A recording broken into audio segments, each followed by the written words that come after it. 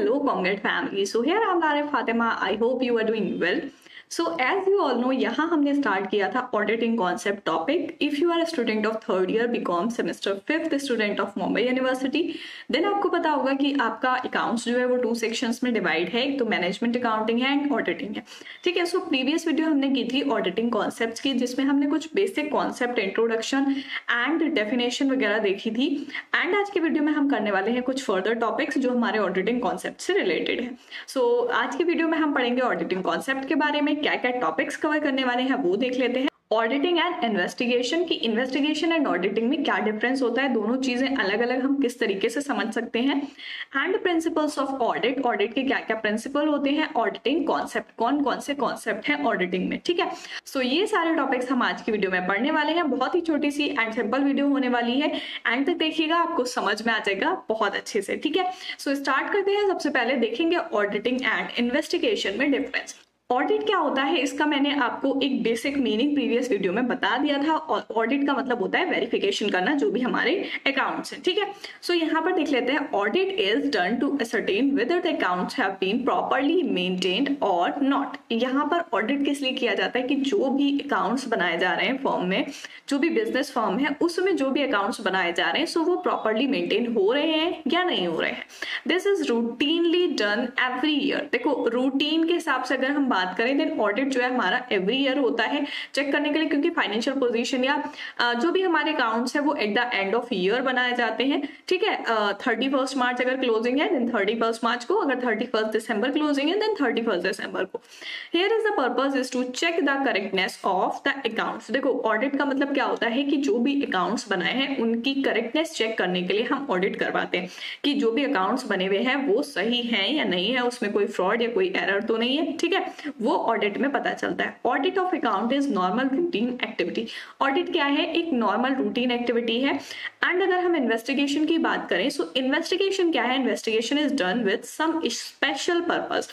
यहाँ पर क्या बोला है कि इन्वेस्टिगेशन जो होती है वो कुछ स्पेशल पर्पस के लिए होती है, like finding out future trends of profit और to check financial strength of the business. यहाँ पर क्या बोला है कि इन्वेस्टिगेशन, हम कह सकते हैं कि इन्वेस्टिगेशन किसी एक स्पेशल पर्पस के लिए होती है. ऑडिट क्या है, आप रूटीन करवा सकते हैं, उसको हर साल करवा लें, कोई वो नहीं है. बट इन्वेस्टिगेशन जो होती है वो एक स्पेशल पर्पस के लिए होती है. किस स्पेशल पर्पस के लिए, यहाँ पर 2 पर्पस दे रखे हैं. पहला तो है आपका कि फाइंडिंग आउट फ्यूचर ट्रेंड्स, की हमारी जो बिजनेस फर्म है उसमें जो फ्यूचर ट्रेंड्स होंगे प्रॉफिट की, कि आने वाले टाइम में कितना प्रॉफिट अर्न कर सकेगी जो भी फर्म है. ठीक है. सो वो इन्वेस्टिगेशन से करवा सकते हैं. एंड देन नेक्स्ट पॉइंट है कि जो भी फाइनेंशियल स्ट्रेंथ है बिजनेस की वो चेक करने के लिए. ठीक है. कि कंपनी की फाइनेंशियल स्ट्रेंथ कैसी है, वो कितने क्राइसिस हैंडल कर सकती है, क्या क्या प्रॉब्लम्स फेस कर सकती है. ठीक है. It may also be conducted when any fraud और मिस एप्रोप्रिएशन इज सस्पेक्टेड. देखो, इन्वेस्टिगेशन कब करवाई जाती है, जब कोई फ्रॉड या कोई मिस एप्रोप्रिएशन सस्पेक्ट होती है, किसी को ओनर जो है उसको शक हो रहा है कि भाई कोई पर्सन हमारे फर्म में ऐसा है जो फ्रॉड कर रहा है, कोई एम्प्लॉय ऐसा है जो फ्रॉड कर रहा है. तो उस चीज को चेक करने के लिए हम इन्वेस्टिगेशन कराते हैं. ठीक है. इन्वेस्टिगेशन रूटीनली नहीं होती, कि हमेशा हर साल नहीं होगी. इन्वेस्टिगेशन बहुत स्पेशली कभी अकेजनली होती है. ठीक है. सो ये दोनों पॉइंट है हमारे जिसमें डिफरेंस बताया गया है. आई होप आप लोगों को क्लियर हो गए होंगे कि ऑडिट क्या है, वेरीफाई करने के लिए होता है अकाउंट्स को, एंड इन्वेस्टिगेशन क्या है, एक स्पेशल पर्पस के लिए कराया जाता है. देन नेक्स्ट हम देखेंगे प्रिंसिपल्स ऑफ ऑडिट. ऑडिट के क्या क्या प्रिंसिपल्स होते हैं, जैसे अकाउंटिंग पॉलिसीज होती हैं, अकाउंटिंग कॉन्सेप्ट्स होते हैं. ठीक है. अकाउंटिंग प्रिंसिपल्स होते हैं. इसी तरीके से हमारे ऑडिट के भी प्रिंसिपल्स होते हैं, वो हम देख लेते हैं. The Institute of Chartered Accountant has issued a circular in April 1985 describing the basic principles which govern the professional responsibility of an auditor. They and be described in brief as follows. देखो, यहाँ पर मैं आपको सारे जो भी हमारे 9 principles हैं वो सारे समझाने वाली हूँ, बहुत ध्यान से देखना. ठीक है. यहाँ पर क्या बोला गया है कि इंस्टीट्यूट जो है चार्टर्ड अकाउंटेंट का, उसने एक सर्कुलर इशू किया था 1985 अप्रैल में. ठीक है. उसमें कुछ बेसिक प्रिंसिपल्स बताए गए थे ऑडिटिंग के, कि क्या क्या प्रिंसिपल्स होंगे एंड जो ऑडिटर की प्रोफेशनल रिस्पॉन्सिबिलिटीज हैं उन प्रिंसिपल्स के रिगार्डिंग वो क्या होंगी. ठीक है. सो वो प्रिंसिपल्स हम देखने वाले हैं। So here is our first principle is integrity, objectivity and independence. देखो ऑडिट की है, सो ऑडिट कौन करता है? ऑडिटर करते हैं, ठीक है। तो ऑडिटर जो कर रहा है उसकी इंटेग्रिटी होनी चाहिए, ऑब्जेक्टिविटी होनी चाहिए एंड उसको इंडिपेंडेंस होना चाहिए। जब भी वो किसी बिजनेस फर्म में जो ऑडिट करने जाएगा या ऑडिट करेगा, सो उसको उसके लिए इंटेग्रिटी होनी चाहिए, ठीक है। एंड देन नेक्स्ट है कॉन्फिडेंशियलिटी। कॉन्फिडेंशियलिटी का मतलब क्या है कि जो भी ऑडिटर है वो किसी भी बिजनेस फर्म में जा रहा है ऑडिट करने के लिए, ठीक है। सो उसको बहुत सारी इंफॉर्मेशन प्रोवाइड की जाती है ऑडिट करने के लिए। जो भी एम्प्लॉयज है, मैनेजमेंट है, ओनर है, वो सारे लोग क्या करते हैं, उसको इन्फॉर्मेशन प्रोवाइड करवाते हैं, क्योंकि वो एक बाहर का बंदा होता है, ठीक है। वो बिजनेस फर्म से रिलेट नहीं करता, उसको नहीं पता चीजों के बारे में, तो वो इन्फॉर्मेशन गेन करता है, उससे सारी चीजें चेक करने के बाद रिपोर्ट बनाता है, ठीक है। सो जो भी इंफॉर्मेशन उस ऑडिटर को दी जा रही है, प्रोवाइड की जा रही है, सो वो क्या करना है, उसको कॉन्फिडेंशियल रखना है, किसी भी बाहर वाले पर्सन को नहीं बताना है, डिस्क्लोज नहीं करनी है एंड जो भी इंफॉर्मेशन है उसको लीक नहीं करना है। ये आता है हमारा एक प्रिंसिपल ऑडिट का, ठीक है। देन नेक्स्ट है हमारा skill and confidence. Skill and confidence का मतलब कि जो भी ऑडिटर है, अब देखो ऑडिटर कैसे बना है, वो उसको प्रैक्टिकल नॉलेज है, थियोरिटिकल नॉलेज है, बट उसमें स्किल्स भी होने चाहिए एंड कॉन्फिडेंस होना चाहिए, तभी वो ऑडिटिंग अच्छे से कर पाएगा। देन नेक्स्ट है work perform by other. Work perform by other का क्या मतलब है? डेलीगेशन का आपने नाम सुना होगा, ठीक है, डेलीगेशन। सो डेलीगेशन का मीन्स क्या होता है कि हम जो है अपना काम अपने सबऑर्डिनेट से, अपने कलीग से या अपने असिस्टेंट से करवा सकते हैं, ठीक है। सो डेलीगेशन का मतलब है कि अपने से अपने वर्क को ट्रांसफर करना, ठीक है, अपना वर्क किसी दूसरे इंसान से करवाना। सो यहाँ पर क्या है, ऑडिटर जो है वो ऑडिट अगर करता है देन वो कुछ काम अपने, कुछ वर्क जो है उसको, उसकी हेल्प ले सकता है किसी दूसरे पर्सन की, या उसके सबऑर्डिनेट हो, उसके कलीग्स हो, या फिर उसका असिस्टेंट हो, किसी से भी वो हेल्प ले सकता है। बट जब वो रिपोर्ट बनाएगा उससे पहले उसे वो सारे वर्क को चेक करना है, अगर वो उससे सेटिस्फाई होता है देन उसके बाद उसको रिपोर्ट बनानी है, ठीक है।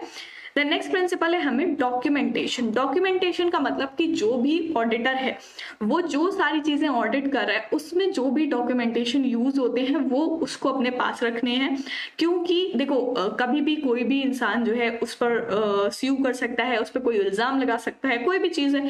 अगर इन केस ऑफ कोई भी प्रॉब्लम है, कि अगर उसको कोई भी प्रॉब्लम हो रही है, सो उसके पास अगर वो डॉक्यूमेंट होंगे एज अ प्रूफ, देन वो अपने आप को डिफेंड कर सकता है। देन नेक्स्ट है प्लानिंग। प्लानिंग का मतलब यहाँ पर क्या है, देखो प्लानिंग का एक बहुत ही सिंपल सा मीनिंग है थिंकिंग बिफोर डूइंग, ठीक है, थिंक बिफोर डूइंग। अगर आप कोई भी काम कर रहे हैं देन उससे पहले जो प्लान बनाते हैं, सोचते हैं, ठीक है, उस चीज के बारे में जो आप करने वाले हैं उस चीज के बारे में अगर आप सोचते हैं पहले से, जैसे मान लो यहाँ पर ये एक पर्सन है एंड ये सोच रहा है अपने माइंड में कि ये पुल है एक, यहाँ से मुझे ऐसे करके जाना है एंड यहाँ पर मेरी डेस्टिनेशन है, यहाँ पहुंचना है, ठीक है। सो ये जो अपने माइंड में सोच रहा है कि मैं किस तरीके से जाऊंगा, वो हो गई इसकी थिंकिंग, ठीक है, एंड ये हो गई इसकी डेस्टिनेशन। सो ये पहले पुल पर जब जाएगा वो इसका हो गया एक्शन। एक्शन से पहले ये जो सोच रहा है, जो प्लान कर रहा है, वो हो जाती है प्लानिंग। सो यहाँ पर ऑडिटर जो है, ऑडिटर क्या करता है, अपना जो भी वर्क है उसको करने से पहले सोचता है, अपने जॉब के बारे में सोचता है एंड वो हमेशा अपने काम के बारे में एक प्लान ऑलरेडी तैयार रखता है, ठीक है, कि उसको क्या करना है, क्लाइंट का अकाउंटिंग सिस्टम कैसा है, इंटरनल कंट्रोल सिस्टम कैसा है, उस चीज को लेकर वो अपना एक पूरा प्रोसीजर, पूरा प्लान तैयार करता है, देन अपना वर्क स्टार्ट करता है। देन नेक्स्ट है हमारा ऑडिट एविडेंस। एविडेंस का मतलब यहाँ पर क्या है, एविडेंस क्या होते हैं, देखो एविडेंस को हम प्रूफ बोल सकते हैं, ठीक है। जो भी ऑडिटर है वो क्या करता है, उसके पास एक एविडेंस होता है, जो भी ट्रांजैक्शन की जा रही है, एविडेंस ये प्रूफ करता है कि जो भी ट्रांजैक्शन है वो एकदम एक्यूरेट है, वैलिड है, ठीक है। क्योंकि देखो अगर आप कोई भी एडजस्टमेंट कर रहे हो, कोई भी एंट्री बना रहे हो, सो इसका मतलब क्या है कि वो एक्चुअल में हुई होगी, ठीक है। सो यहाँ पर जो भी ट्रांजैक्शन ट्रांजैक्शन हुई है वो क्या प्रूव करती है, आपको आपके पास अगर उसकी जो भी एविडेंस है उसका प्रूफ है, सो वो ये प्रूव करें कि जो भी आपके पास इंफॉर्मेशन है वो सही है, ठीक है, रिलायबल है। देन नेक्स्ट है हमारा accounting system and internal control. Accounting system and internal control क्या होता है, जो भी मैनेजमेंट है उससे ये एक्सपेक्ट किया जाता है कि जो भी अकाउंटिंग सिस्टम है वो उसको रिलायबली फॉलो करे, ठीक है, वहां पर एक सेटिस्फैक्टरी इंटरनल कंट्रोल सिस्टम होना चाहिए। एंड इसका मतलब क्या है कि जो भी काम किया जा रहा है किसी भी मेंबर के द्वारा, पूरा स्टाफ है उसमें से कोई भी मेंबर अगर वर्क कर रहा है देन वो रूटीनली उस चीज को चेक करें कि हमारा काम जो है वो सही तरीके से हो रहा है या नहीं हो रहा है। अब उस प्रोसीजर को ऑडिटर डिसाइड करता है, ठीक है। देन नेक्स्ट है हमारा यहाँ पर audit conclusion and reporting. Auditor क्या कर रहा है, ऑडिट कर रहा है। सो जो वो ऑडिट कर रहा है, पूरे अकाउंट्स चेक कर रहा है, उसके बाद वो कोई ना कोई तो कंक्लूजन निकालेगा ना, कोई ना कोई तो रिजल्ट निकल के आएगा कि भाई आपके अकाउंट्स जो है वो एकदम करेक्ट हैं, कोई भी मिस्टेक नहीं है, कोई भी एरर नहीं है, या फिर कि आपके कोई सा अकाउंट है उसमें यहाँ पर मिस्टेक है, कोई फ्रॉड हुआ है ना। तो ये सारी चीजें क्या होती हैं, ये कंक्लूजन में निकल के आती है कि ऑडिट जो हुआ उसकी जो रिपोर्ट बन के आएगी, उस रिपोर्ट में निकल के आएगा। जैसे आप लोग एग्जामिनेशन देते हो है ना, आपका रिपोर्ट कार्ड आता है, सो रिपोर्ट कार्ड क्या है, आपके एग्जामिनेशन का रिजल्ट। सो इसी तरीके से ऑडिटिंग जो है वो एक एग्जामिनेशन है। एंड ऑडिटर यहाँ पर क्या है, एग्जामिनर जो चेक कर रहा है, ठीक है, और अकाउंट्स को चेक कर रहा है एंड देन रिजल्ट निकाल रहा है, ठीक है। सो जो रिपोर्ट निकल के आती है वो रिपोर्ट क्या निकल के आती है, अगर ऑडिटर सेटिस्फाई होता है सारी चीजों से देन वो रिपोर्ट निकालता है कि आपके जो भी अकाउंट्स हैं उसमें क्या कंडीशन है, क्या क्या चीजें उसमें सही हैं, क्या क्या चीजें उसमें गलत है, वो रिपोर्ट निकल के आती है। सो ये हो गए हमारे principle of audit. I hope आप लोग को सारे जो है यहाँ पर प्रिंसिपल्स वो क्लियर हो गए होंगे कि कौन सा हमारा क्या होता है, यहाँ पर क्या चीज दी गई है प्रिंसिपल्स में। देन नेक्स्ट पॉइंट है हमारा ऑडिटिंग कॉन्सेप्ट्स। कौन कौन से होते हैं ऑडिटिंग कॉन्सेप्ट वो देखेंगे। सो यहाँ पर हमारे 4 ऑडिटिंग कॉन्सेप्ट्स हैं। First one is materiality. Materiality क्या होता है, यहाँ पर इंफॉर्मेशन जो है वो ऑडिटर का मटेरियल है। देखो ऑडिटर जो ऑडिट कर रहा है सो उसको किस चीज की जरूरत है, उसके लिए क्या चीज जरूरी है, वो है इंफॉर्मेशन, क्योंकि जब वो ऑडिट करेगा सो उसको इंफॉर्मेशन चाहिए, वो इंफॉर्मेशन उसको ऑडिट करने के लिए मटेरियल माना जाएगा। If its misstatement or omission will affect the financial or economic decision be taken by the user of this information, that is auditor's report। अब देखो यहाँ पर क्या बोला गया है कि मेटेरियलिटी जो है वो कॉन्सेप्ट है ऑडिटिंग का। सो यहाँ पर अगर जो मटेरियल है हमारा, इट मीन्स जो हमारी इंफॉर्मेशन है, अगर उसका मिस स्टेटमेंट किया जाएगा या वहां पर कोई ओमिशन हो गया, कोई चीज बताने से भूल गए, कोई इंफॉर्मेशन बताने से भूल गए, उसको हमने बता नहीं पाए, देन वो क्या इफेक्ट करेगा, जो भी फाइनेंशियल एंड इकोनॉमिक डिसीजन होंगे यूजर्स के द्वारा जो लिए जाएंगे। अब वो क्या है, यूजर्स के ऑडिटर रिपोर्ट, क्योंकि ऑडिटर को इन्फॉर्मेशन किस चीज के लिए जरूरी होती है, उसको ऑडिट करना है और ऑडिट करने के बाद रिपोर्ट बनानी है, ठीक है। Materiality depend upon the size and nature of the transaction. Materiality किस चीज के ऊपर डिपेंड करती है कि बिजनेस फर्म जो है या ट्रांजेक्शन जो है बिजनेस फर्म में उसका साइज या नेचर क्या है, ठीक है, उस पर डिपेंड करती है। देन सेकेंड है हमारा गोइंग कंसर्न। गोइंग कंसर्न मतलब नाम से समझ आ रहा है कि बिजनेस फर्म जो होती है वो क्या होती है कि एक पर्टिकुलर टाइम पीरियड के लिए नहीं बनाया जाता, उसमें हम ये मान के चलते हैं कि ये बिजनेस जो है आगे भी चलने वाला है, ठीक है। सो यहाँ पर बोला गया है business is assumed to be continued at least for 1 more year, क्योंकि यहाँ पर देखो ऑडिट जो किया जा रहा है सो वहां पर क्या मान के चलेंगे हम कि ऑडिटर की रिपोर्ट जो है वो 1 ईयर के लिए होती है, ठीक है। सो वो ये मान के चलते हैं, एज्यूम करते हैं कि जो हमारा बिजनेस है वो एटलीस्ट कम से कम 1 और साल चलेगा।